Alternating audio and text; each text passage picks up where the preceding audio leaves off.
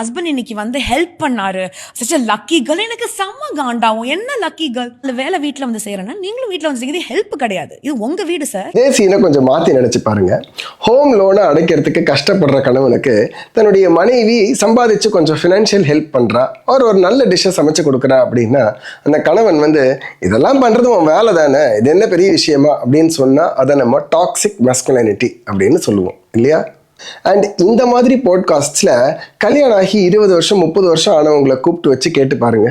அவங்க சொல்லுவாங்க இந்த மாதிரியான பாராட்டுக்கள்லையும் இந்த மாதிரி விட்டு கொடுத்து வாழறதுலையும் தான் வாழ்க்கையினுடைய அர்த்தமே இருக்குன்னு தான் சொல்லுவாங்களே தவிர இந்த மாதிரி பாராட்டுக்கள்லாம் பண்ணக்கூடாதுன்னு சொல்லவே மாட்டாங்க. சரி, இந்த வீடியோவை நீ ஏன் போடுற அப்படின்னு தானே கேட்குறீங்க. காரணம் இருக்கு. சப்போஸிங் இந்த வீடியோவை ஒரு 10,000 புதுசாக கல்யாணம் பண்ணவங்க பார்க்குறாங்கன்னு வச்சுப்போம். அதில் ஒரு 200 பேர் நினைக்கிறாங்க இவங்க சொல்கிறது கரெக்டு தானே அப்படின்னு. அவங்க என்ன பண்ண போகிறாங்க, தனக்காக தன் கணவனோ மனைவியோ பண்ணுற சின்ன சின்ன விஷயங்களை பாராட்டாமல் விட்டுற போகிறாங்க. அவங்களுக்கான இன்பமான தருணங்களை மிஸ் பண்ணிடுறாங்க. அண்ட் நீங்கள் இந்த மாதிரி வேலிடேட் பண்ணாமல் விடுற சின்ன சின்ன தருணங்கள்ல இருந்தால் பெரிய பெரிய மிஸ் அண்டர்ஸ்டாண்டிங்ஸ்க்கான விதைகள் போடப்படுது. கணவன் மனைவி உறவுங்கிறது ஒரு பர்சனல் ஸ்பேஸ். அதுக்குள்ள சோஷியல் மீடியாவை உள்ள நுழைக்கவே விடாதீங்க. ஒரு நல்ல கணவன் மனைவி உறவு தான் நல்ல மென்டல் ஹெல்த்துக்கான பேஸ்மெண்ட்டாக இருக்க போகுது.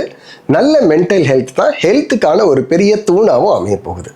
Age gracefully, grow young.